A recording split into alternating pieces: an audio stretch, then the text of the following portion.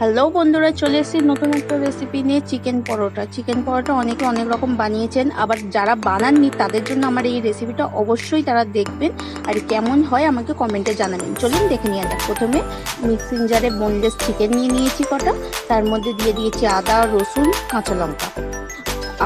কাঁচা লঙ্কা দিয়ে একটা স্মুথ পেস্ট তৈরি করে নিয়েছি। এবার একটা জায়গায় ময়দা নিয়ে নিয়েছি, তার মধ্যে কুচানো পেঁয়াজ আর পেস্ট করে রাখা ওই চিকেনের এটা দিয়ে দিলাম, দিয়ে ভালো করে মেখে নেব।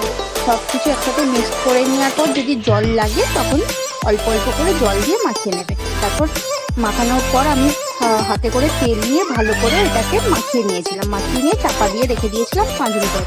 তারপর লেচি কেটে আমি রেখে দিয়েছি। 5 মিনিট পর লেচি কেটে রেখে দেওয়ার পর এদিকে তাওয়া গরম করতে দিয়ে দিয়েছি। এবার একটা করে লেচি নিয়ে তেলের সাহায্যে গোল গোল করে পরোটার আকারে বেলে দিচ্ছি। দেখুন হয়ে গেছে, একটা তাওয়া গরমও হয়ে গেছে, তাওয়ার মধ্যে দিয়েও দিয়েছি।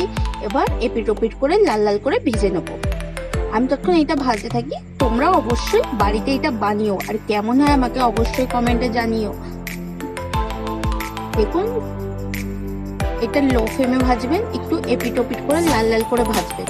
আর এইটা ভাজার সময় এতটাই সেন্ট উঠছিল যে কি বলবো। তোমরা অবশ্যই বাড়িতে বানালে বুঝতে পারবে আমি কতটা মিথ্যে বলছি না সত্যি বলছি। হেভি সেন্ট উঠছিল। দেখুন আমাদের এটা লাল লাল করে ভাজা হয়ে গেছে। আর একটাও ভেজে নিচ্ছি ঠিক সেম প্রসেসে।